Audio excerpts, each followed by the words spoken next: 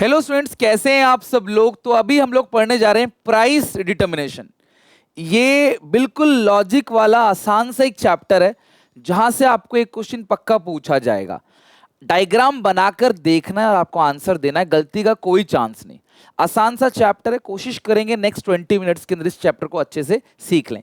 तो स्टार्ट करते हैं प्राइस डिटर्मिनेशन। मार्केट इक्विलिब्रियम किसको कहते हैं? जहां पे डिमांड और सप्लाई दोनों बराबर है। एक्चुअली होता क्या है, आप कभी मार्केट में जाते हो एज अ बायर, आप कहते हो भाई मुझे जीन्स चाहिए 1000 रुपए में। सेलर कहता है भैया आपको जीन्स मिलेगी 2000 में। तो भाई भैया बहुत डिफरेंस है, आप 1000 में मांग रहे हो, 2000 में सेलर देने को तैयार है। तो एक इंसान आता है जो समझाता है आपको, कहता भैया आप 1000 रुपए में जींस लेने निकले हो, नहीं मिलेगा मार्केट में 1000 में, थोड़ा सा बजट ऊपर बढ़ाओ। ठीक है, तो कहता ठीक है चलो मैं 1500 कर लेता हूँ बजट। फिर यही बंदा जाता है सेलर के पास, कहता है 2000 में जो चीज आप बेच रहे हो ना, आपका माल बिकेगा नहीं, थोड़ा सा बजट को नीचे करो। ये कहता है ठीक है चलो 1500 कर देते हैं। तो ये जो 1500 प्राइस है, इस प्राइस पे बायर भी चीज खरीदने को तैयार है, सेलर भी सामान बेचने को तैयार है। इसी प्राइस को कहते हैं इक्विलिब्रियम प्राइस। इसी प्राइस को हम लोग क्या कहते हैं? Equilibrium price. तो इक्विलिब्रियम प्राइस वो प्राइस है जहां पे बायर राजी खुशी सामान खरीदने को तैयार है और सेलर भी सामान बेचने को तैयार है। This price is called equilibrium price, जहां बायर और सेलर दोनों ही जो है वो क्लास, बायर सेलर दोनों ही सामान बेचने खरीदने को रेडी हैं, दोनों ही खुश हैं कि चलो ठीक है यार मुझे 1500 का मिल गया, कहता ठीक है मैंने मेरे को भी 1500 का सामान बेच दिया मैंने। तो ये रहा डिमांड, है ना, डाउनवर्डली स्लोपिंग। ये रहा सप्लाई, अपवर्डली स्लोपिंग। और जहां डिमांड सप्लाई दोनों बराबर होगा वो पॉइंट इक्विलिब्रियम पॉइंट है। उस पे जो क्वांटिटी आता है उसको इक्विलिब्रियम क्वांटिटी बोलते हैं, उस पे जो प्राइस आता है उसको बोलते हैं इक्विलिब्रियम प्राइस। और ये पूरा का पूरा कॉन्सेप्ट है मार्केट इक्विलिब्रियम, यानी कि मार्केट इक्विलिब्रियम में है, डिमांड सप्लाई के बराबर है। An equilibrium is defined as a situation where the plan of all the consumer and firm in the market match। अब ये लाइन जो है ना, ये ध्यान रखना, मैच का मतलब क्या है यहाँ पे? Equal. And the market clears. In equilibrium, the aggregate quantity of all firm wish to sell equal to quantity that the consumer in the market wish to buy. Wish to buy, wish to sell दोनों बराबर है। In other word, market supply equal to market demand, तो उसको बोलते हैं equilibrium। The price at which equilibrium is reach is called equilibrium price। O से लेकर P ये equilibrium price है, और O से लेकर Q जो है उसको बोलते हैं equilibrium quantity। तो ये पूरा हो गया मार्केट equilibrium। अब हमें यह देखना है कि डिमांड और सप्लाई अगर चेंज होते हैं, चेंज का मतलब इंक्रीज और decrease, may be increase may be decrease, तो डिमांड और सप्लाई अगर दोनों चेंज होते हैं तो इनके चेंज होने से इक्विलिब्रियम प्राइस पे क्या फर्क पड़ेगा? इक्विलिब्रियम प्राइस बढ़ेगा या घटेगा, और क्वांटिटी क्या होगा, बढ़ेगा या घटेगा? इस चीज के बारे में क्लास हम पढ़ते हैं प्राइस डिटर्मिनेशन के अंदर। अब यहां पे एक छोटी सी चीज आपको और समझनी, जो बेसिकली सीयूईटी के अंदर पूछा जा सकता है आपसे। ये हो गया सप्लाई, ये हो गया आपका डिमांड, ठीक है। ये जो नीचे है ये तो इक्विलिब्रियम प्राइस हो गया।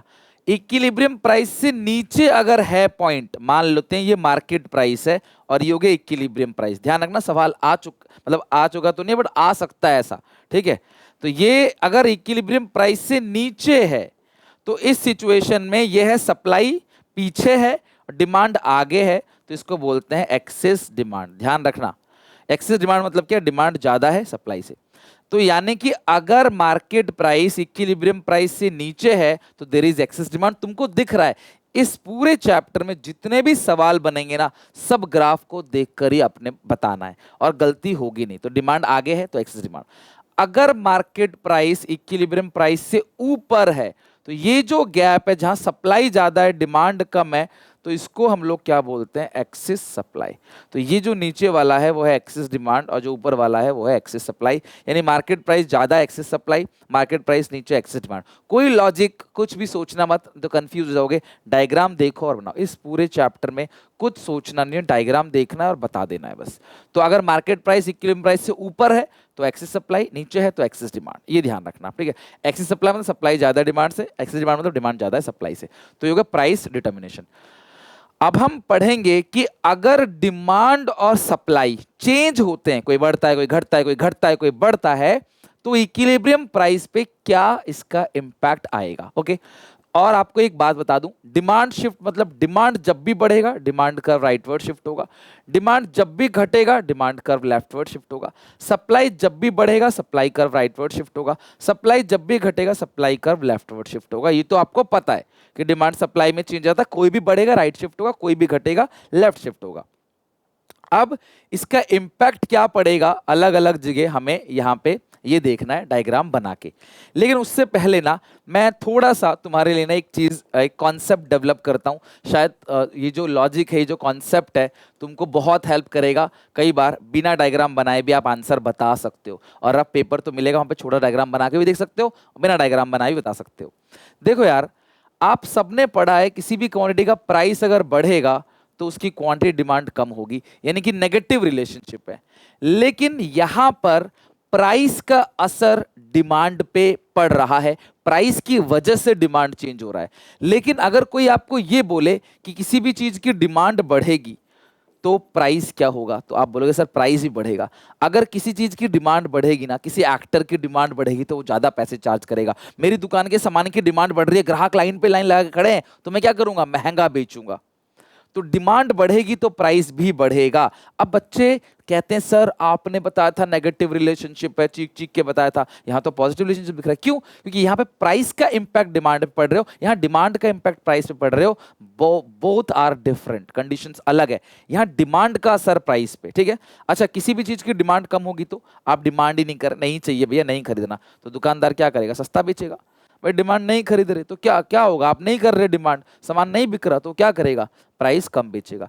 तो डिमांड का असर क्या होगा प्राइस पे, वो हम इस चैप्टर के अंदर पढ़ने वाले हैं कि डिमांड अगर बढ़ेगा घटेगा तो प्राइस पे क्या इंपैक्ट पड़ेगा। तो ये दिमाग में सेट कर लो, किसी चीज की डिमांड बढ़ेगी ना तो प्राइस बढ़ेगा, डिमांड घटेगी तो प्राइस कम होगा। डिमांड नहीं करेंगे तो सस्ता, डिमांड कर रहे हैं तो भी महंगा बेचो, क्या दिक्कत है। लोग भीड़ लग रही लाइन में आ रहे हैं लोग, तो मतलब हमारा सामान सस्ता बेच रहे हैं, कहीं ना कहीं महंगा कर दो प्राइस, ठीक है। अगला, किसी भी चीज की सप्लाई अगर बढ़ेगी, अच्छा लॉ ऑफ सप्लाई में क्या पढ़ा था, प्राइस बढ़ेगा सप्लाई बढ़ेगा, प्राइस घटेगा सप्लाई भी घटेगा, मतलब डायरेक्ट रिलेशनशिप पढ़ा था लॉ ऑफ सप्लाई में। क्योंकि इसका प्राइस का इंपैक्ट सप्लाई पे क्या था हम वो पढ़ रहे थे। इस चैप्टर में सप्लाई का इंपैक्ट प्राइस पे क्या पड़ेगा। तो किसी भी चीज की सप्लाई बढ़ेगी ना, यानी कि अवेलेबिलिटी बढ़ेगी, सामान ज्यादा बन रहा है, दुकानदार बहुत सामान बना रहा है, तो ऑब्वियसली वो प्राइस क्या होगा, सामान सस्ता हो जाएगा। और जब सप्लाई नहीं है, सामान नहीं आ रहा भैया, पीछे से ही सामान की शॉर्टेज चल रही है, सामान नहीं आ रहा, तो भैया जो थोड़ा बहुत सामान है वो भी क्या बिकेगा, फिर महंगे में बिकेगा। तो प्राइस का असर डिमांड पे नेगेटिव है, बट डिमांड पे असर जो प्राइस का है वो पॉजिटिव है। प्राइस का सप्लाई पे पॉजिटिव इफेक्ट है, बट सप्लाई का प्राइस पे क्या है आपका, नेगेटिव इफेक्ट। तो ये है पूरी की पूरी कहानी जो तुमको ध्यान रखना है। अब कमेंट सेक्शन में बताना जरूर एक बार, अगर किसी चीज की डिमांड बढ़ेगी और उसकी सप्लाई कम हो जाएगी तो प्राइस धीरे से बढ़ेगा या तेजी से बढ़ जाएगा, ये आपको बताना है। चलो बताओ, अगर किसी भी चीज की डिमांड बढ़ेगी तो डिमांड बढ़ेगा तो प्राइस भी बढ़ेगा। डिमांड ज्यादा कर रहे लोग, लोग बहुत सारे खड़े हैं, ग्राहक दुकान के बाहर, मुझे दो मुझे दो मुझे दो खड़े हुए हैं, है ना, और सामान नहीं है हमारे पास, सप्लाई कम, दुकान का माल खत्म होता चला जा रहा है, तो प्राइस ना फास्टरली ग्रो, प्राइस जो है फास्टरली हाई, बहुत तेजी से बढ़ेगा प्राइस। क्यों? एक तो डिमांड और एक सप्लाई कम, तो प्राइस तेजी से बढ़ जाएगा। समझ रहे बात को, ये चीज है। अच्छा, अगर डिमांड भी बढ़ रही है और सप्लाई भी बढ़ रहा है, लोग ग्राहक ज्यादा डिमांड कर रहे हैं तो प्राइस बढ़ेगा, बट सप्लाई भी तो आ रही है तो प्राइस घट जाएगा। अगर ये बराबर बराबर है, जितना एक्स्ट्रा डिमांड आ रहा है उतना सामान भी आ जा रहा है, तो प्राइस फिर कोई चेंज नहीं आएगा, प्राइस में क्या आएगा, कांस्टेंट। ये सारी चीजें या तो तुम दिमाग से समझ लो या डायग्राम बना के, बात बराबर है, थोड़ा दिमाग लगाना। ये रियल लाइफ की चीजें हैं, आपने रियल लाइफ में सब देखा होगा। डिमांड बढ़ रही है, सप्लाई बढ़ रही तो प्राइस सेम, और डिमांड बढ़ रही है बस सप्लाई नहीं बढ़ रही तो प्राइस बढ़ जाएगा, सप्लाई बढ़ रहा है डिमांड नहीं बढ़ रहा तो प्राइस कम हो जाएगा।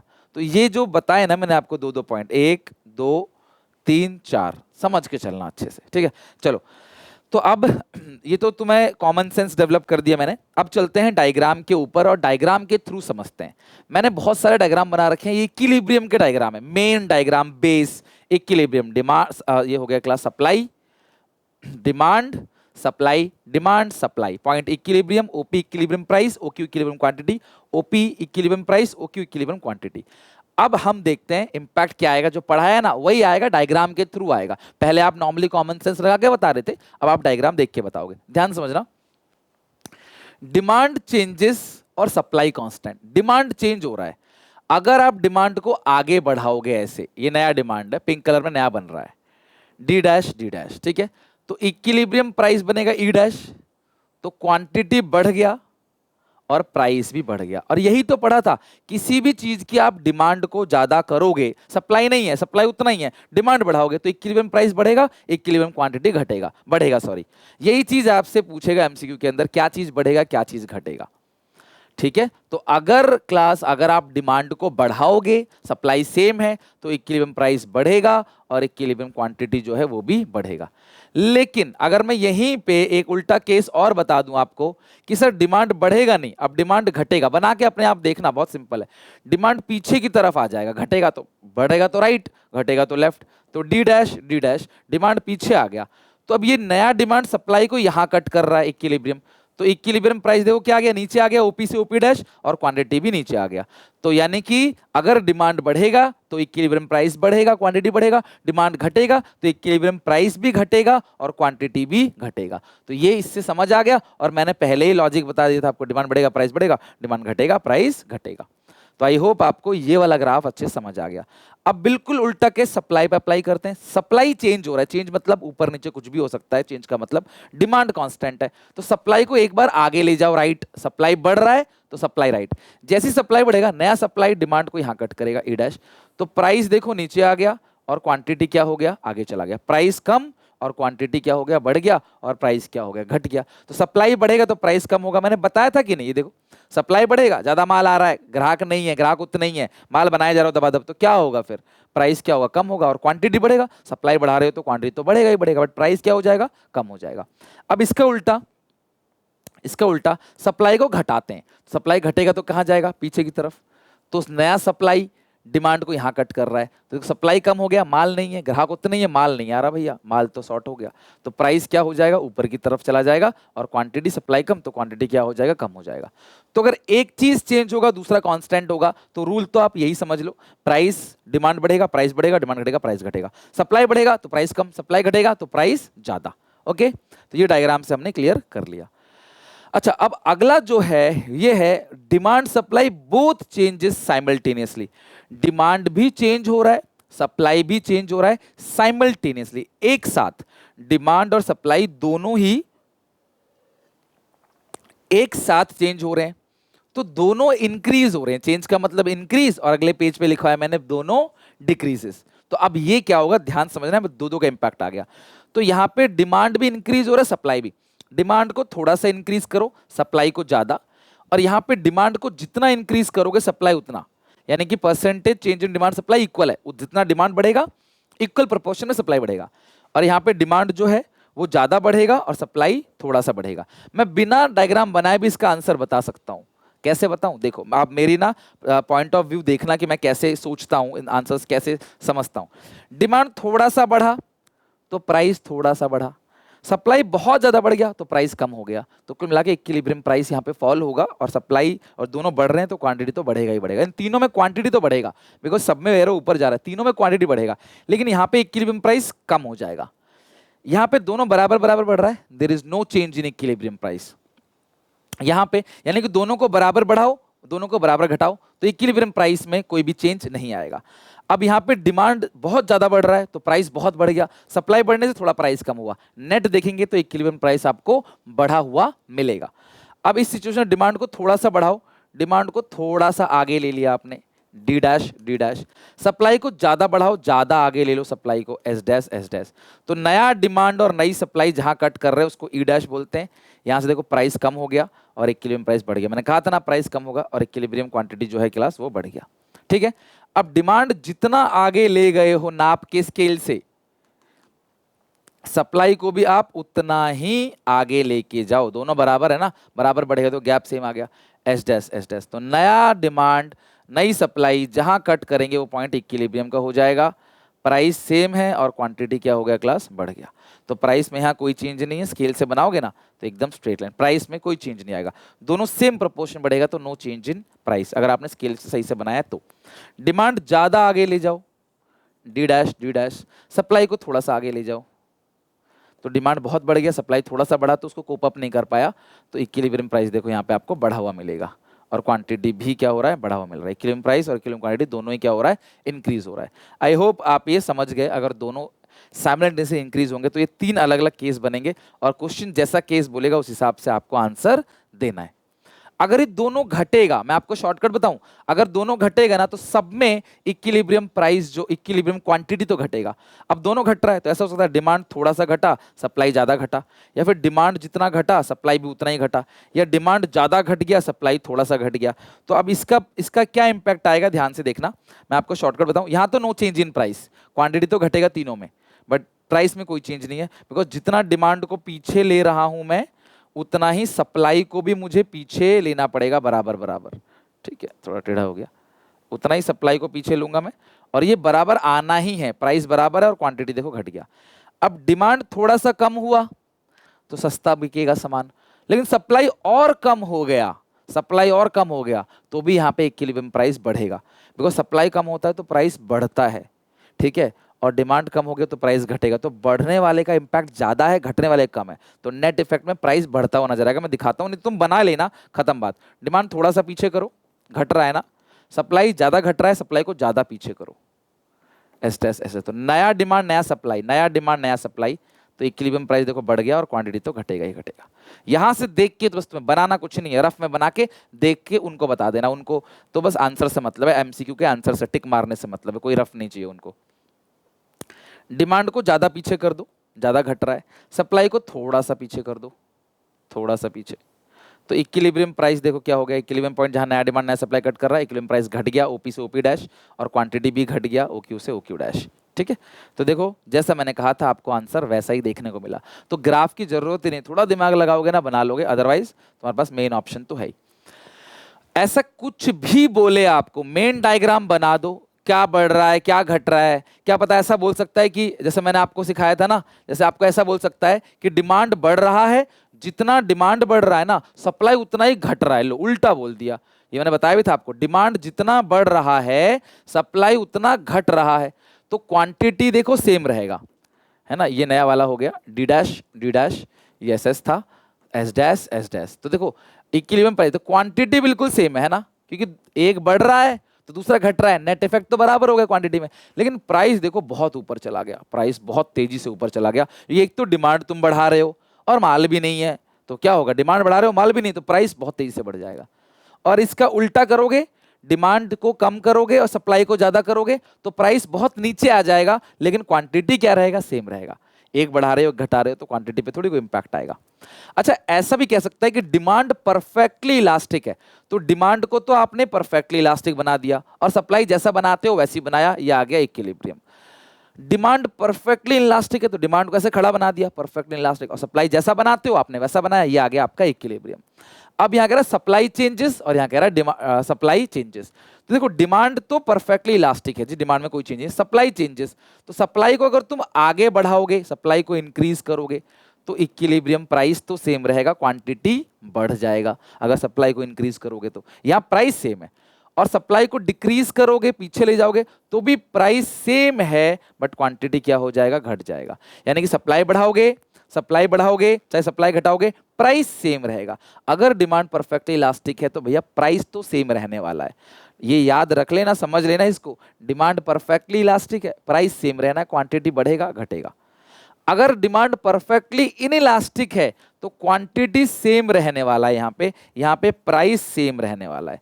तो ये खड़े में है ना, परफेक्टली वर्टिकल है, परफेक्टली इनइलास्टिक सप्लाई चेंज, तो एक बार सप्लाई को आगे करो, अगर सप्लाई इंक्रीज होता है तो इक्विलिब्रियम प्राइस घट गया, सप्लाई बढ़ाओगे इक्विलिब्रियम प्राइस घट गया, और क्वांटिटी सेम है। सप्लाई को घटाओगे, अगर एस डैश घटाओगे तो इक्विलिब्रियम प्राइस ना काफी बढ़ जाएगा।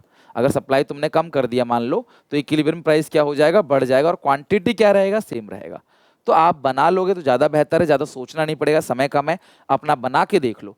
जो चीज़ बोला है परफेक्टली इलास्टिक उसको परफेक्टली इलास्टिक बोल दो, दूसरा वैसे ही बना दो। जो चीज़ बोला है परफेक्टली इलास्टिक उसका परफेक्टली इलास्टिक बना दो, दूसरा फिर जैसा बनता है वैसे ही बना दो। इसी तरीके से सप्लाई इश्यू भी हो सकता है, सप्लाई परफेक्टली इलास्टिक है, सप्लाई परफेक्टली इलास्टिक होगा, डिमांड जैसा बनता है वैसे बना दो।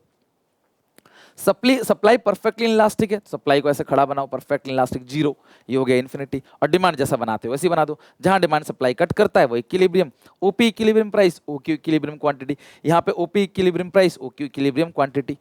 अब सप्लाई का जो तुमने बना दिया, अब डिमांड चेंज, तो डिमांड अगर आगे बढ़ेगा तो प्राइस तब भी सेम है और क्वांटिटी आगे बढ़ जाएगा, डिमांड पीछे आएगा तो प्राइस तो अभी भी सेम है ना, ये परफेक्टली इलास्टिक में प्राइस सेम है और क्वांटिटी क्या आ जाएगा क्लास, पीछे आ जाएगा, प्राइस में कोई चेंज नहीं आएगा, प्राइस रिमेन्स सेम। अब सप्लाई परफेक्टली इनइलास्टिक है और डिमांड चेंजेस, सप्लाई आपने बना दिया परफेक्टली इनइलास्टिक तो यहाँ पे क्वांटिटी सेम आएगा, पहले भी ऐसे था, अगर खड़े लाइन हो गया तो क्वांटिटी सेम, और ऐसा आ गया क्लास हॉरिजॉन्टल तो प्राइस क्या रहेगा, सेम रहेगा। अब अगर तुमने डिमांड बढ़ाया, डिमांड राइटवर्ड शिफ्ट होगा, डी डैश, नया पॉइंट बनेगा ई डैश, तो प्राइस ऊपर जाएगा, डिमांड बढ़ाओगे प्राइस बढ़ेगा। और डिमांड तुमने घटाया अगर, तो डिमांड अगर तुम घटाते हो तो देखो क्लास, डिमांड अगर तुम घटाते हो तो यहाँ कट कर रहा है ई डबल डैश, तो प्राइस घट गया पी डबल डैश। तो डिमांड बढ़ाओगे प्राइस बढ़ेगा, डिमांड घटाओगे प्राइस घटेगा, ठीक है, क्योंकि डिमांड का तो पता है ना पॉजिटिव इफेक्ट होता है प्राइस के साथ।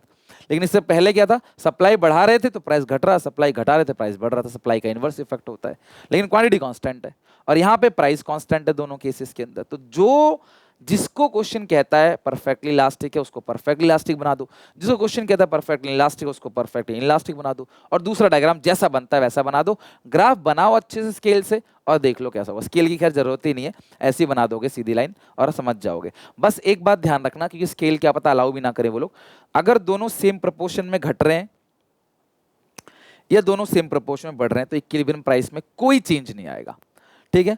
और अगर मैंने लास्ट वाला बताया, अगर डिमांड बढ़ रहा है और सप्लाई घट रहा है तो प्राइस तेजी से बढ़ जाएगा, फास्ट, ठीक है।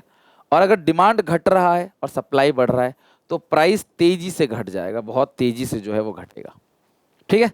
तो ये सारे पॉइंट्स थे जिनको आपने एक एक करके ध्यान रखने हैं। ये सारे मैंने बता दिया कि क्या क्या केसेस हैं जो अलग अलग केसेस इक्विलिब्रियम प्राइस पे और डिमांड पे इंपैक्ट डालेंगे, ठीक है। तो यहाँ पे हमारा ये चैप्टर खत्म हो गया। अब एक आखिरी डिलेटेड पोर्शन वाला टॉपिक है tools of demand supply curve वाला, उसको करके हम आज ही अपना पूरा सिलेबस एंड कर देंगे। तो आई होप आपको अच्छा लगा होगा। ये चैप्टर काफ़ी मतलब ग्राफ पे डिपेंड था, मैंने कोशिश करी सारे ग्राफ बना के आपको समझाने की। अच्छा लगा हो तो लाइक जरूर करना, वीडियो को प्लीज़ अपने दोस्तों को शेयर करना। माइक्रो पूरी करा रहा हूँ, एसपीसीसी ऐप पे जो 21 प्रीमियम मॉक्स है ना उनको जरूर बना लेना, वो बन गए ना तो सारी प्रिपरेशन उससे हो जाएगी, रिवीजन भी उसी क्वेश्चन से हो जाएगा, ठीक है। तो सब्सक्राइब करना चैनल को, मिलते हैं नेक्स्ट वीडियो में, टेक केयर, बाय बाय।